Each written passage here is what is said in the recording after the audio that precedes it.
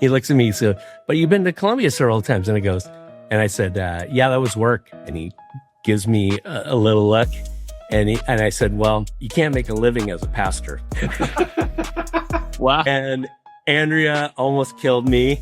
But thankfully, the guy actually took it as the joke that was intended. And he did have a sense of humor. I was going to be an actor. Oh, okay. It wasn't even a question. It was just something that I was going to do from as early as I can remember as adults in the same zip code, 98105. Oh, wow. Okay. Yeah. Wow. I love the fact that you've been able to tell people for years, 2 years I was in weed, just deep in weed. Deep weed.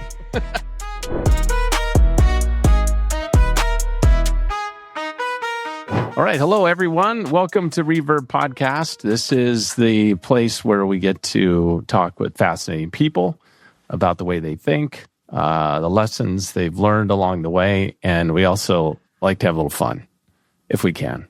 Right, Sherm? That's right. That's absolutely right, Gary.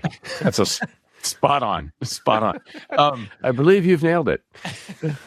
So before we get to our guest today, there's this topic that we were going over a little bit last time I saw you, and it's about what people are scared of. And I don't know if a lot of people know kind of what the top 10 fears are. I thought I would share some of those, but I also want to tell you, I'll confess to a phobia I have on this podcast that not that many people know I have this phobia. So I'll come to that. But the number one fear that people have, I think this is worldwide. What do you think it is? Fear of fears? No. Phobia? It's the fear of spiders. So it's arachnophobia. So that is that's considered the number one phobia. Snakes are second. So if you crawled into bed and a snake was writhing in the sheets versus a spider would... You're going to have to clarify what writhing means in that context, because I just want to make sure I answer the question correctly. Maybe I shouldn't have used that as a place to put the snake. That didn't work out so well. It's not the bed, it's the writhing. It's the writhing. Okay. You're out in the forest and you see a snake or a giant spider. What are you more afraid of? Writhing or not? There's no right. Well, it's moving. They're both alive, so it's slithering. I think a spider.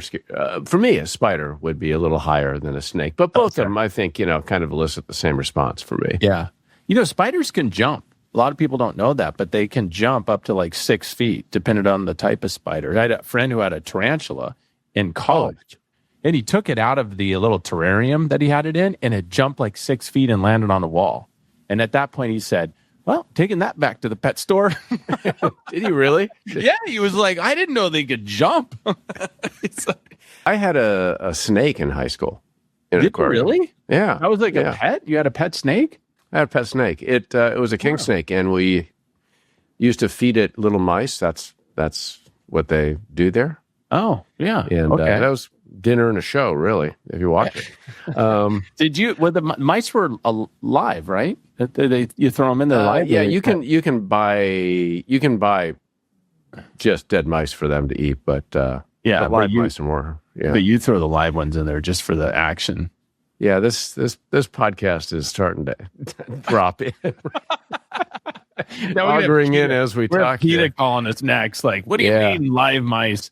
But on the same issue, it got away one time. It just, I don't know, the thing was left open. It went out, and my mother was worried about this for quite some time until she found it 3 months later. So you didn't know it was in the house, or where was it? We didn't know where it went to. And my mother found it finally in the house. She was not a happy camper. Was it still alive?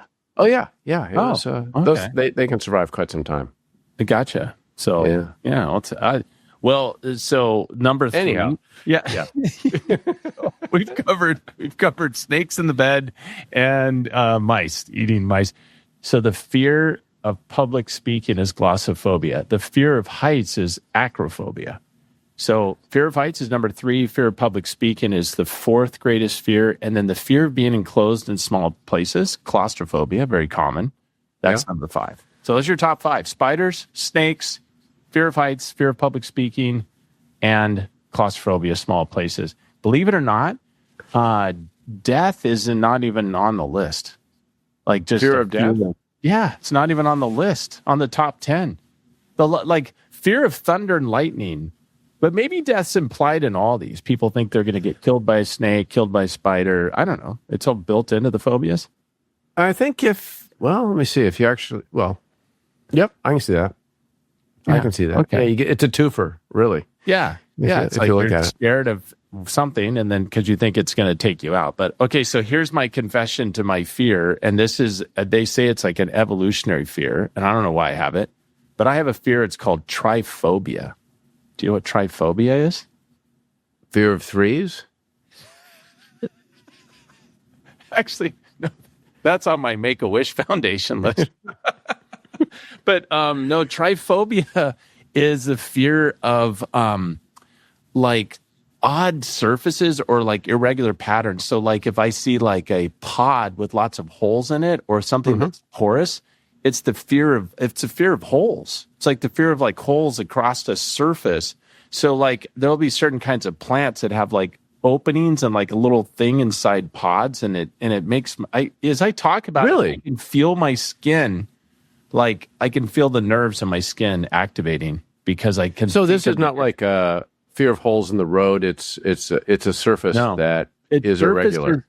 And they say that they believe that it's evolutionary, that way back in beginning of humankind, that if you had an open wound, right, you might die. So it's like it was like a fear of like a hole in your arm or something. So it's kind of gross, but that's what it is. Triphobia.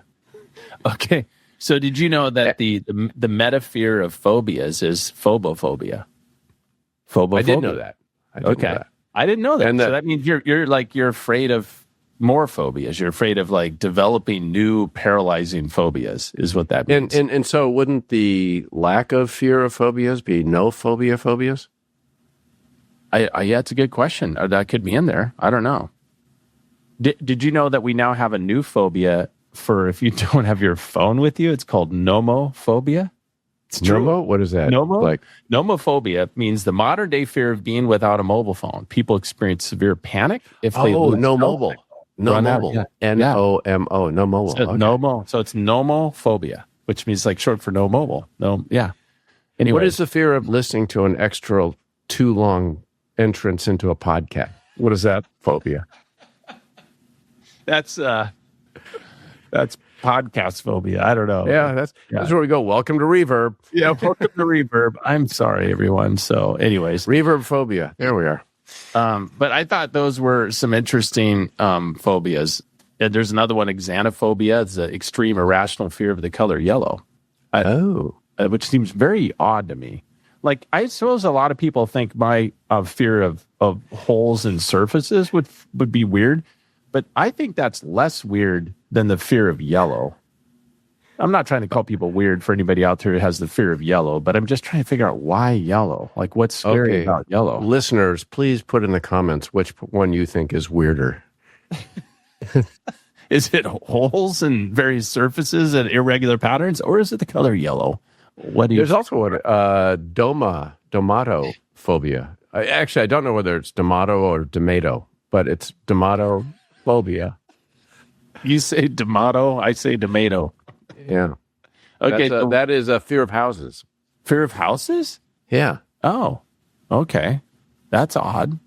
Like being in a house? Or in the context of what we've been discussing, how odd is that really? That's true. Okay. I don't know.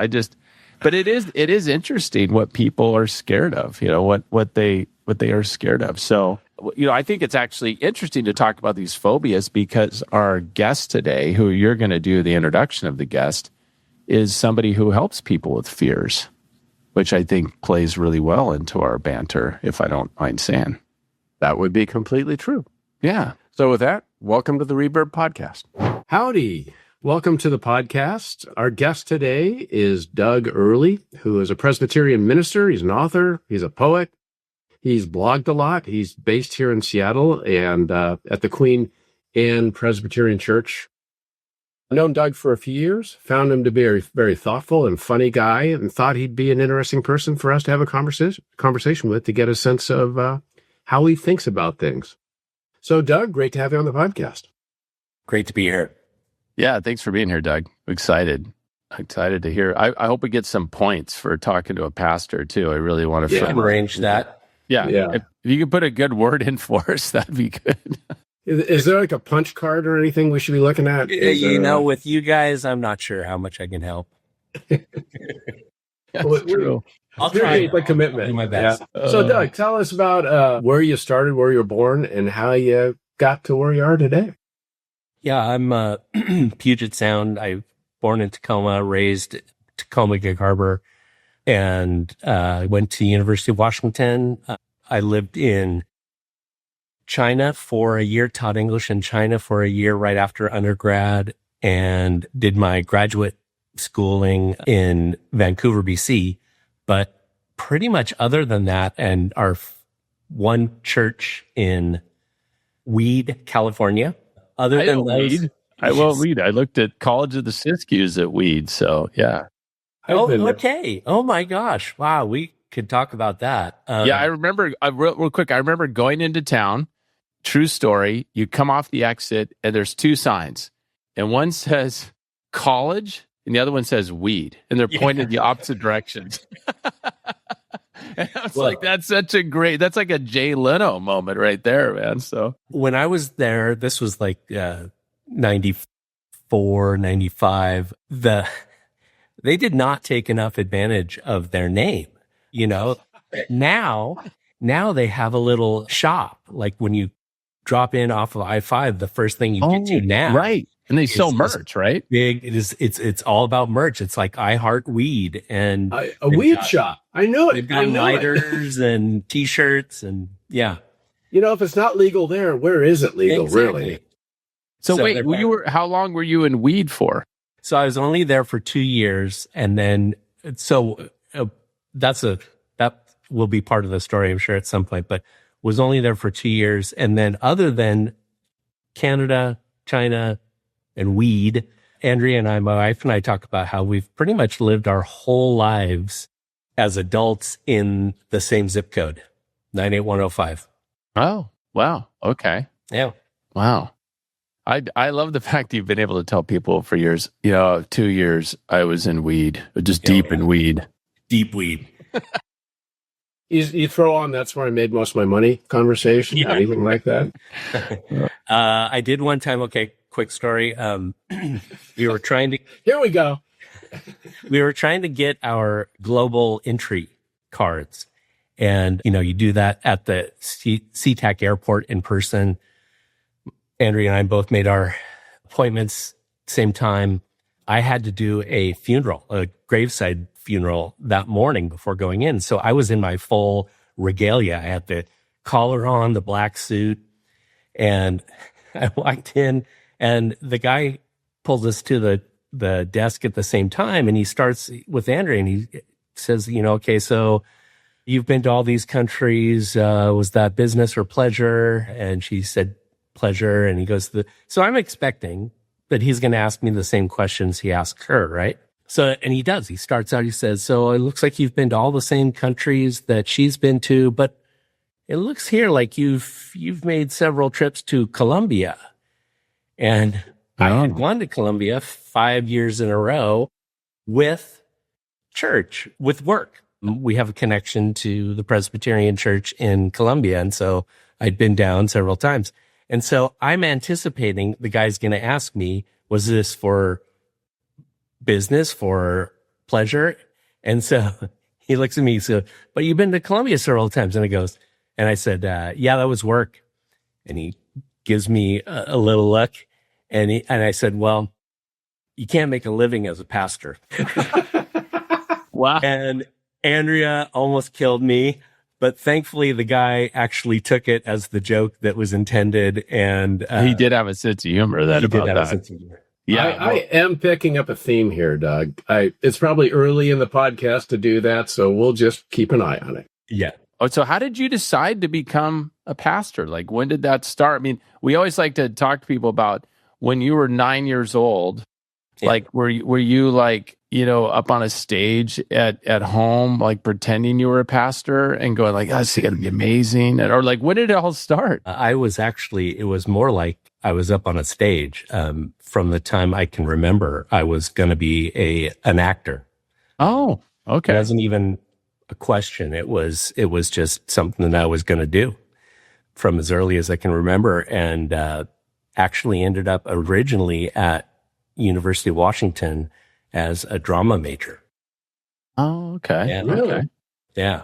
So were you doing theater? Like, were you focused on theater and anything you could do? Did you want to be in film and TV, or what was your original thought?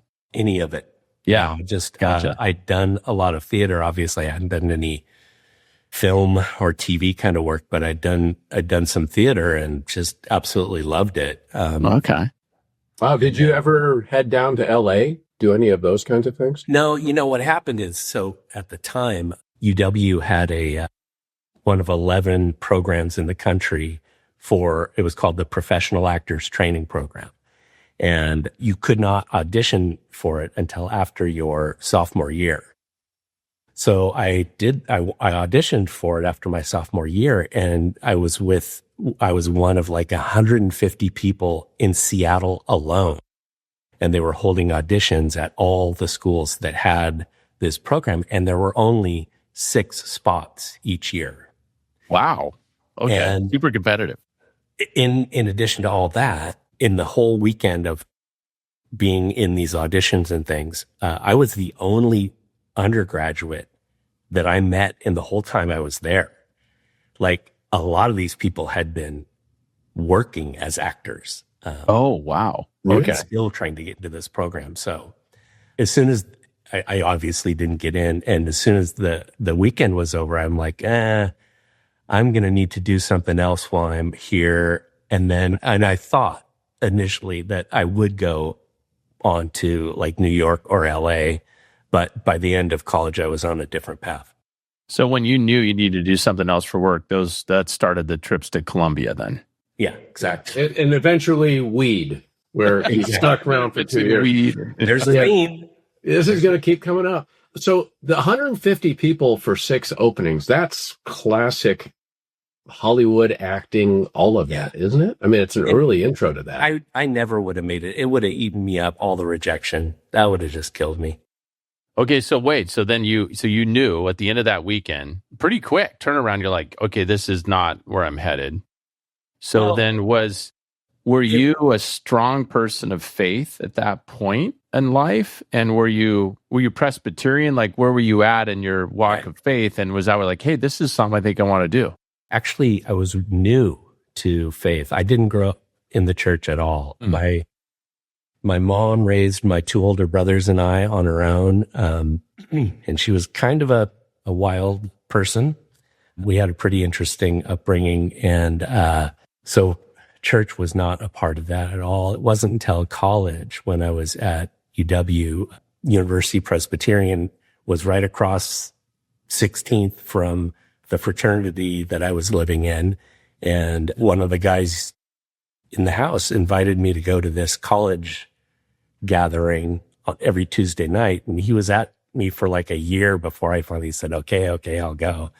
So I went to check it out, and there were a lot of really cute girls there that were really nice. So I thought, bingo, got it. Did you see it? But it was, I won't go into all this, but I had a pretty dramatic conversion experience.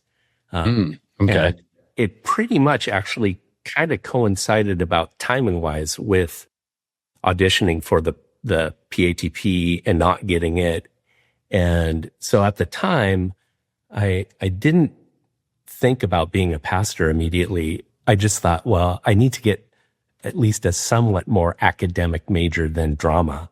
So I switched to English. But then I did get really involved with my faith. And by the end of school, I had decided to go to teach English in China, partly because it was an organization that sent Christian teachers, professors.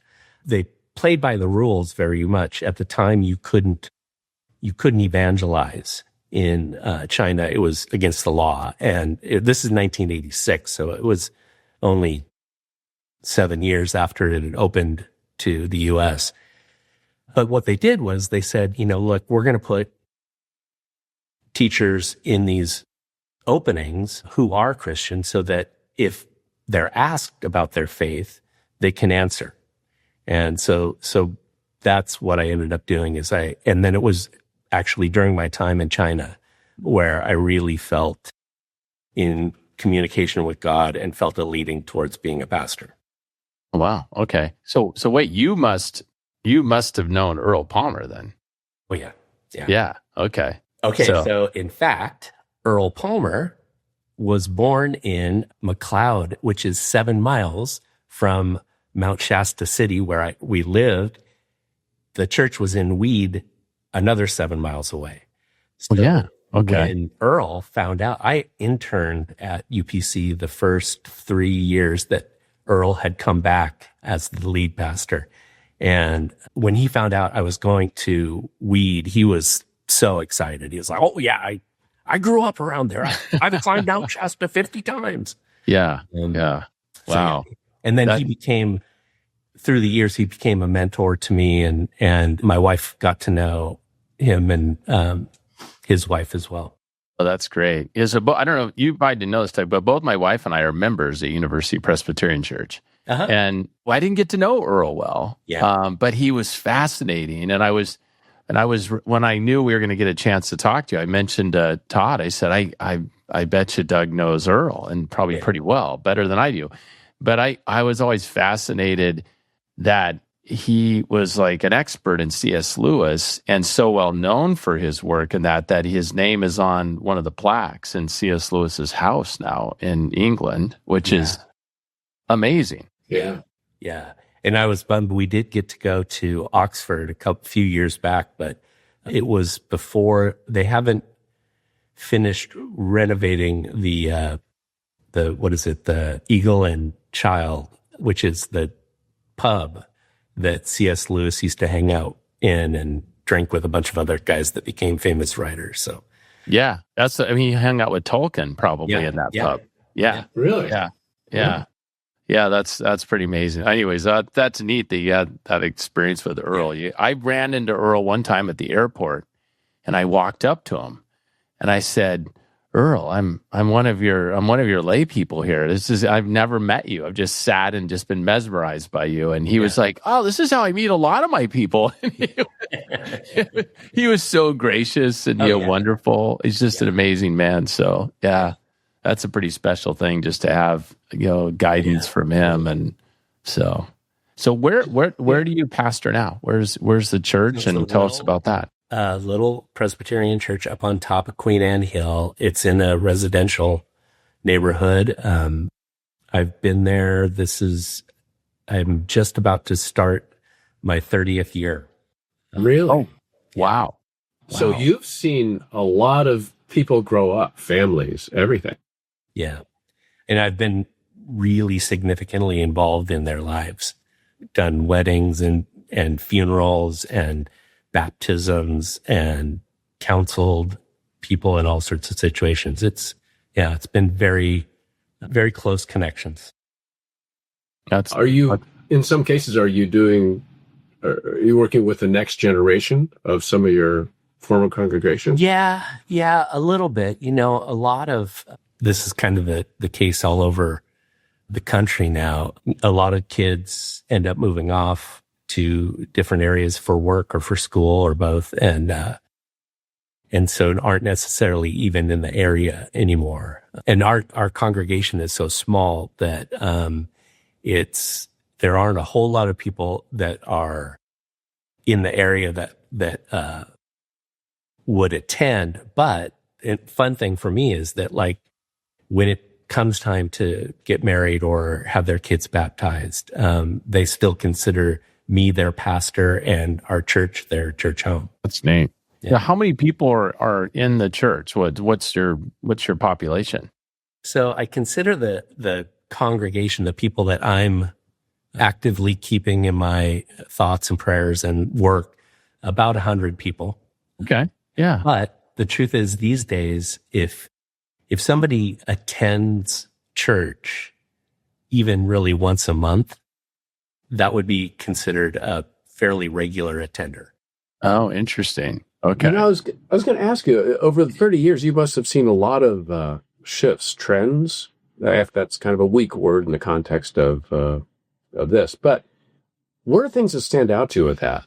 I think that, it's the same thing that a lot of organizations of all sorts have dealt with in the States, like Rotary and Kiwanis and all those, even the Swedish club, because we had a bunch of older members when I first started that were very involved in the Swedish club. And all those club type things, all those organizations have really struggled with people continuing with the tradition, and then especially getting new people to join. And part of it is that the church got accustomed to a really unnatural situation. A church historian one time I was taking a class with that mentioned that traditionally, attendance in the United States had always hovered around 10 to 13% of the population. But then in the 50s, because of all sorts of things, church attendance exploded. And it got up to be like 66% of the country attended on a regular basis. Hey there, before you swipe away from this video, if you're a new college graduate or just someone exploring where you want to go next in your career choices, this podcast might be of interest to you. Welcome to the Reverb Podcast, hosted by myself, Gary Barss, and my co-host, Todd Sherman. We get the chance to talk to fascinating people, a wide variety of fields. You get to hear what it takes to be an entrepreneur, a surgeon, careers in finance, real estate, the space industry, and many more. We're continually adding each month. We want this podcast to be useful to help not only college graduates, but anyone that has a genuine curiosity about different pursuits and career ideas. So click on the link below and subscribe to the podcast. And more importantly, if you have an interest in a field or topic that we have not held a podcast yet, please leave a comment. We'll work toward adding your idea to the future episodes. Thanks for tuning in.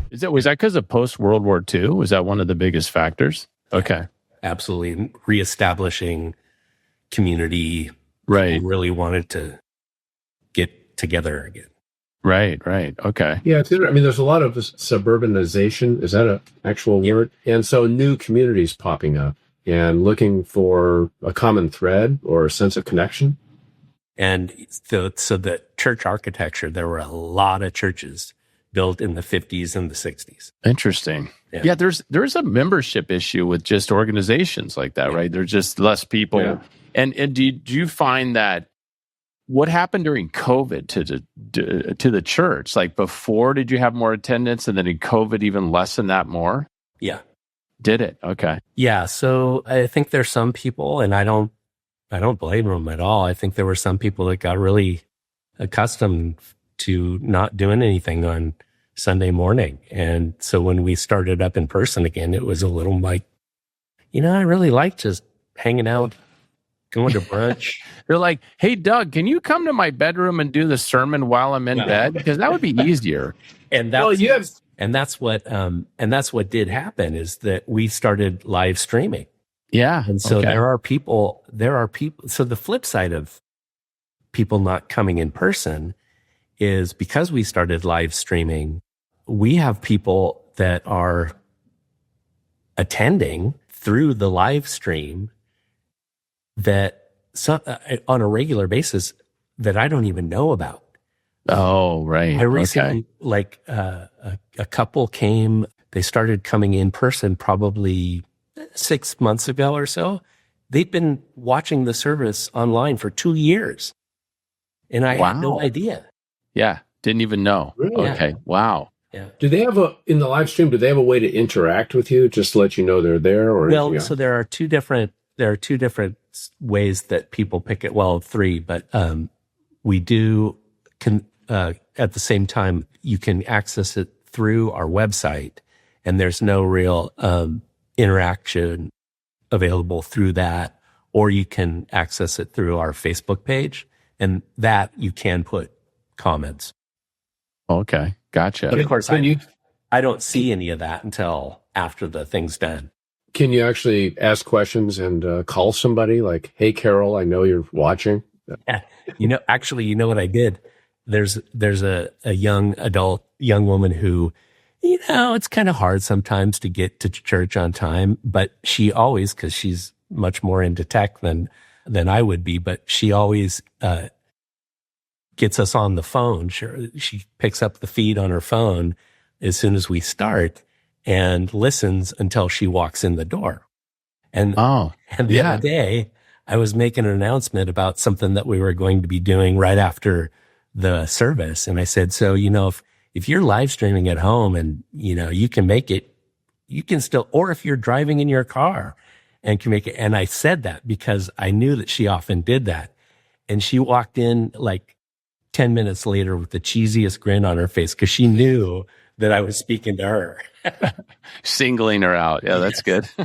Yeah. Do you ever bait them to come in person with donuts and coffee, that sort of thing? No, but if they get in the door, I don't care what form it's in. I'm for it. Yeah. So yeah, and I suppose this obviously isn't like a huge priority, but it's part of the faith because I grew up in that, and whenever you got to the offering, right, and now the offerings changed a lot, right, like how financially people support churches because they're not coming to church all the time and all that. So I suppose you can have like a Venmo QR label up on there and say, hey, zap this, or right. And actually, what we do is Zelle. Oh yeah, right. And there are a lot of people that just set up the automatic withdrawal. We still take an offering during the service, but most people give online. Yeah, I was going to say, I have a friend of mine. He tells a funny story. He was at a church one time, and he was visiting this church, and he was trying to find a new church, and he said the offering dish went around, and then the pastor got it back and said, hey, that's a little light. We're going to send that around again. I have heard of that. Well, that's pretty bold, man. I know. Yeah. And then you turn the camera on them just to make sure what they're putting in there. Yeah. I think we can help you with this. We can help restructure the whole financial situation. Todd's in marketing, Doug. He's very good at I got some ideas. Yeah. I got some ideas. When you have a sermon, and forgive me if I've got the terms wrong, in the Presbyterian Church, is it a sermon or there's a different word for it? Yeah. Okay. I've also got questions, minister versus pastor versus padre or a rab or what? Right. What are we talking here? Which ones are usable or do you use in the church? In the Presbyterian Church, it's pretty much pastor or reverend. Reverend, okay. Yeah. And so when people ask me, how would you like me to address you? I say, if you prefer formal, Reverend Early, but mostly it's just Doug. And I actually get kind of the way to say it of Pastor Doug, it sits a little off with me because part of it is because I worked really hard to get my it's called a Master's of Divinity. It's a 3-year master's program, and I studied Hebrew and Greek and history and all sorts of things. So then you don't need that to be a pastor. Is that what you're saying? In the Presbyterian Church, you need it, but in a lot of other don't require churches. Oh, yeah. Do that. So pastor is a little bit of like, it's a little bit of like, it's just shortened term for what you've really accomplished in some ways, I could see. It's a generic term pretty usable in almost any church situation. Yeah, I don't have any of that, but I have Amy call me My Majesty. We do that at home, but that's different. Yeah. Is it really different? What about how about we split the difference and go with a Rev Doug? Kind of rolls right there. Oh yeah, we can actually I do have a lot of things that are my media is just Rev. Rev. Oh, okay. So that's good. So do you have nicknames? Yeah, because you're a pretty casual guy. That's what I love about you. When I've gotten to know you, you're so down to earth and grounded, and it's easy to talk to you. So do you kind of use nicknames with people in the church, or how's that work? Not so much. Certainly, I've still got, being in Seattle and having been in a fraternity, I have a ton of fraternity brothers that are in the area, and there are plenty of nicknames there. Most of you've had to burn some of those records. Yeah.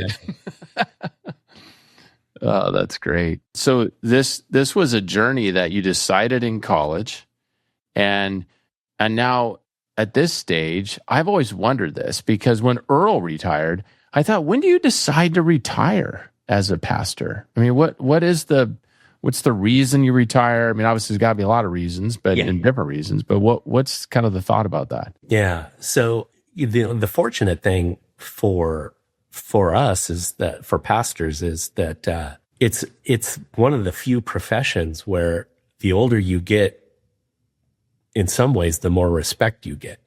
Yeah, right. And so there's not as much of a you're getting too old, you need to get out of here kind of thing, as much as are you still with it? I mean, are you still connected to what's really happening in life? Right. Okay. And the other reality, though, we're just like anybody else in the States, is can I afford to retire? Sure. Yeah. And so we look at Andrea and I look at a lot of the practicalities of Social Security and obviously medical health. Right. Right. Sure. Yeah. But the great thing about your occupation is you could do it you could do it as long as you want, as long as you're healthy enough to. Yeah. And but the other thing is, I have seen plenty of people that stayed around too long. Mm-hmm. And one of the keys for me is to have people who I trust, who will tell me if it's time and I haven't recognized it yet. Right. Right. Yeah. Well, and I always wondered if there's the age demographic thing too, right? Because I know when Earl was leaving, I think there was a lot of reasons, but I think there was some element of how do you bring in a little bit more youth into the church and the leadership role? And so I think, and you're still very young, but Earl practiced till he was in his 70s, I think, right? Yeah. I think maybe even into 80. Yeah, he might even been. I mean, he was definitely coming back and speaking. And granted, he did a lot after they traveled the world and spoke and all that. So, in your congregation, what is the range of ages? Is it pretty well distributed? It skews older. We don't have really any. There are people who have school age kids, but very few of them are in the coming to church on a regular basis. So it's sort of young adult to octogenarians. We probably are heaviest in the 50 to 70 range. Yeah, makes sense. Yeah. Makes sense. So as a pastor of a church and you look at how much things have changed over the years, is there anything that you look at, say hey, I think this seems to be the direction of what's going on with I guess, I don't want to call it organized religion, but I grew up as a Christian, so I just understand kind of the principles around that and all these, and just the level of the digital age we're in now and people are online.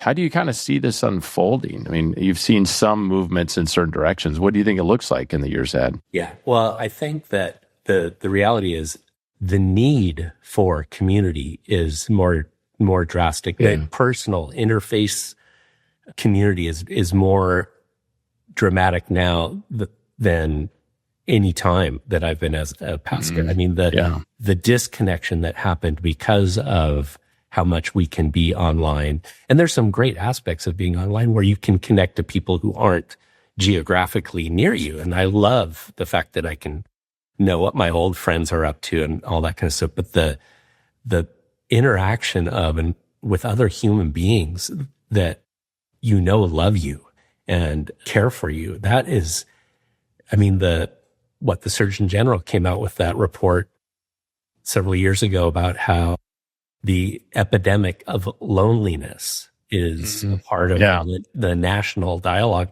and equivalent to is what this was during the other administration. So I think the stats are a little bit more firm. But the effect of loneliness on the physical body is equivalent to 15 cigarettes a day. Oh, really? Wow. Yeah. Oh, yeah. So for instance, we have this thing where for 40 years, so even before I got there, there's been a lunch for senior citizens, free lunch, just come and have a community of people that know you. So we've been doing that for a long time. And we knew that, there are a lot of seniors that are really lonely. So we were talking to them about ways that we could, try to create more community for them.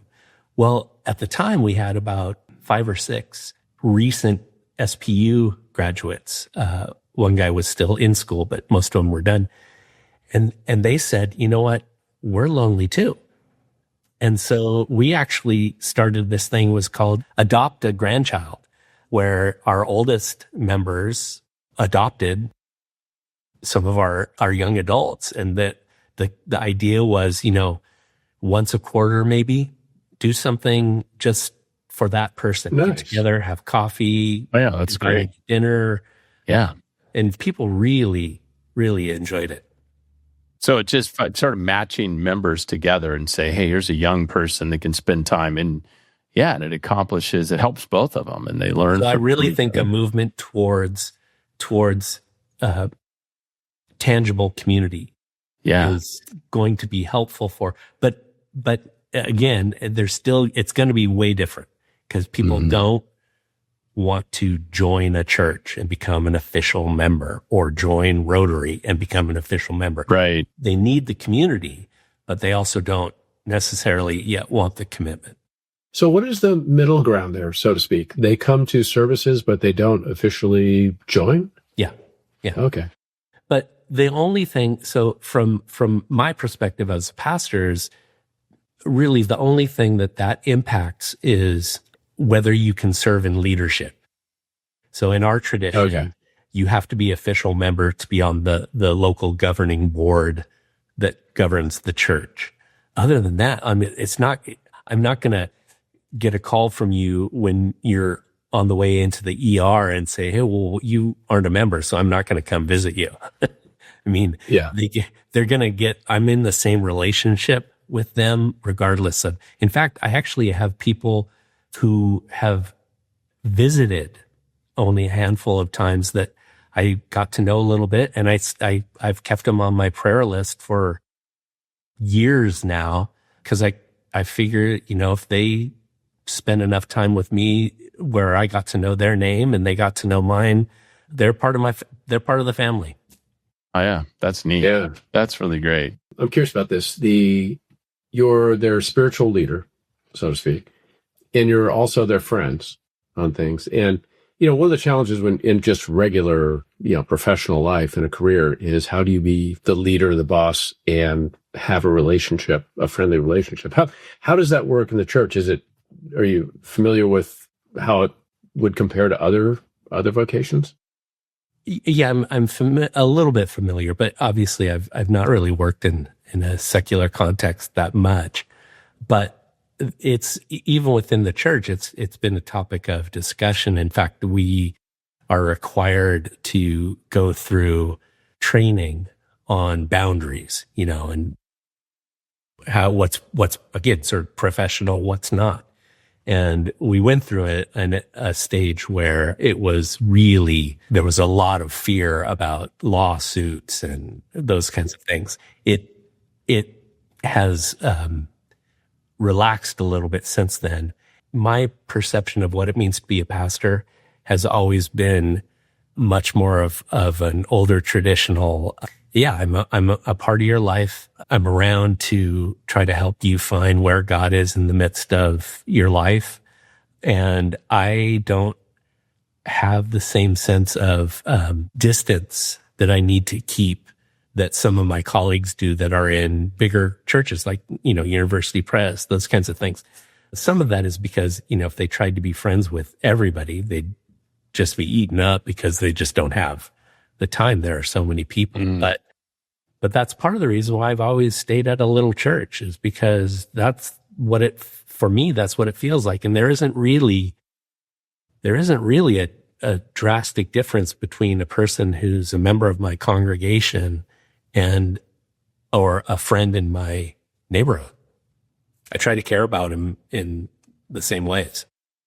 Yeah, you reminded me of something. When George Hinman came in and took over the role of senior pastor, I went and met with George, and I wanted to just get to know him because it is a big church. Yeah. And I think that's, a huge advantage you have with a smaller congregation is you get to know people intimately. You really know them really well. You know their lives. And I never got to know Earl, personally. I loved listening to him, and it was a joy. But I always felt a little anonymous, when you walked out of a big church. And I think that's always, I did go to a smaller church many years ago up north. It was called the North Seattle Covenant Church. And it's great church, but it's small. And so you got to know everyone. And it was, that, and it's interesting because if you do want to be anonymous and you go to a small church, you can't be anonymous.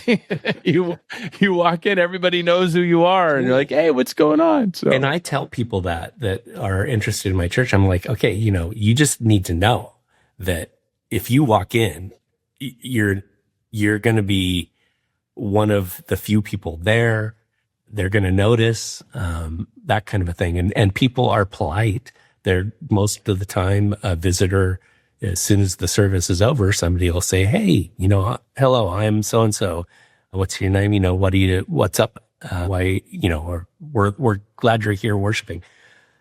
But it's also one of the reasons why I'm thankful for big churches as well, because there are times when people, they need to be anonymous and they need to be able to just come into church, hear something, and decide what they want to do with that, not have somebody trying to force something on them.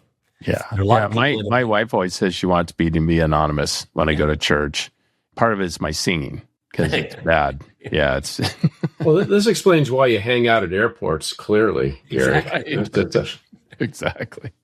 I need connection. That's why I go to the airports. I got a question.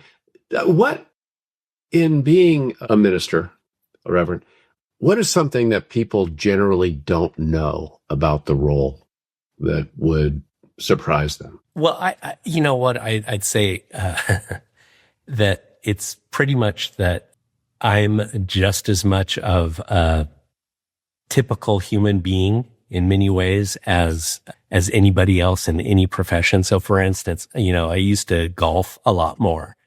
And every now and then when I'd be a twosome and we'd get with another twosome, and, you'd start off on first tee, and by the, second tee, people are already cussing and, telling dirty jokes or whatever. And, right. and I, in my head, I know how it goes. Somewhere along the line, somewhere 7th, 8th green, they're going to say, so what do you do anyway? Well, yeah, right. Yeah. And I'm going to say, well, I'm a pastor. And they're going, I'm so sorry. Man, I'm sorry about the language. And I'm like, my kids have heard far worse out of my mouth than anything you've just said. Well, that's funny. I think you should just go right to, you just go right to like, it's okay. There's some people who go to hell. I mean, don't worry about it. It's don't expect to make par on the rest of the course. Just, you reap what you sow, Yeah. That's a great point. I didn't think about that. You're never on the first tee saying, hey, what do you do for a living? Right. So you're right. You do. That's an interesting story because as you golf, eventually you get to what you do for a living. And then you're like, oh no.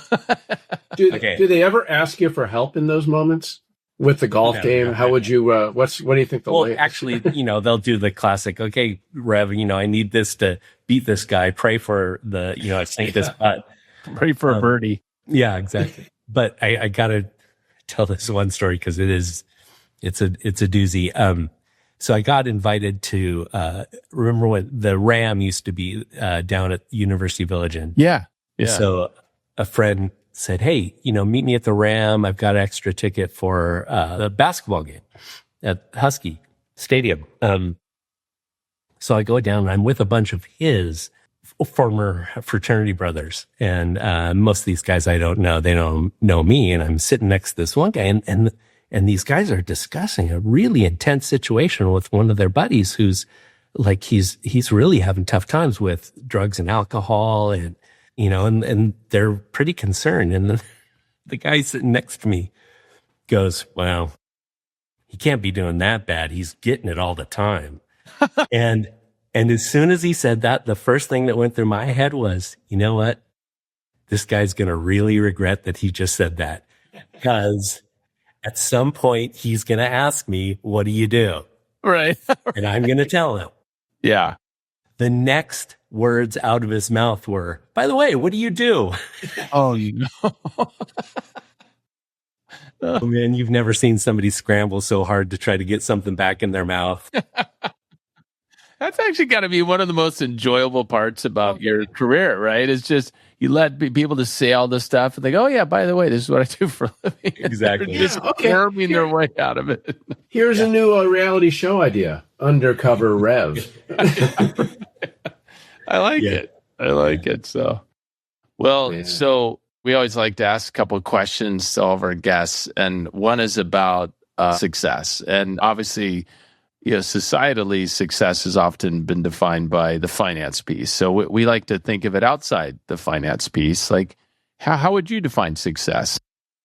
Yeah, and that was something that I had to make peace with really early, that it wasn't going to be monetary. I mean, an old British author, G.K. Chesterton, said, the church pays pastors, the church pays pastors a living to show that you can't make a living being a pastor. There was basically, right. You're not going to make money doing this gig unless I did, think about televangelism every now and then. I thought, yeah, that would have been a blend between your earlier pursuits. Exactly.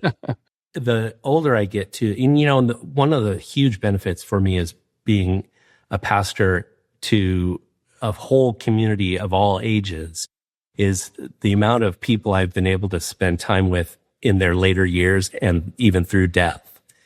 And, trying to see what is it that's important when you get to those years. And I feel like success for me is that, that I've left the world and the people that I've known better off than if they hadn't known me. Yeah, that's excellent. Yeah. Yeah. And well, you're making impacts on people that are very personal. And I mean, that's huge for sure. So, but it was also success for me, given my personal history. My family was a huge situation. I didn't grow up. My dad wasn't in the home from the time I was, 4. I only saw him a couple times a year. My mom actually, long story, but I lived my last 3 years. I was the youngest of the brothers. I lived my last few years of high school on my own. So she had kind of abandoned me in her own way. And so, I always felt like if I ever get married, if I ever have kids, I want to do things differently. And I'm very proud of the fact that I have done things differently. Yeah. And my kids, my family's, I'm married still after 35 years, which was a big issue for my sort of extended family history. And our kids are, they're good human beings. It's really interesting too, that you had some, abandonment circumstances that happened to you as a young person. And here you are, as a shepherd of a flock, taking care of people and guiding them and providing a place of refuge for people. So that's pretty special. That's wonderful. I think that's amazing. I think that's a wonderful answer. Good. On success. Thanks. Yeah. Definitely in the top 2 or 3. We rank it. You're on the scoreboard. I'm your second interview, right? You're on the pedestal right now. So yeah. I do need to go back and figure out what I said before I actually understood that you were a pastor. So that's going through my head.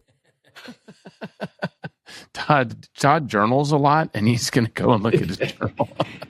It's not going to be pretty.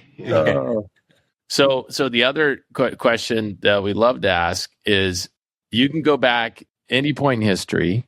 It doesn't have to be somebody who's not here anymore, but at any point in time, who would you select to go sit down with, have a cup of coffee or a cup of mead or whatever they're drinking? It would be a glass of absinthe, because I would be hanging out with Vincent van Gogh. Oh, okay.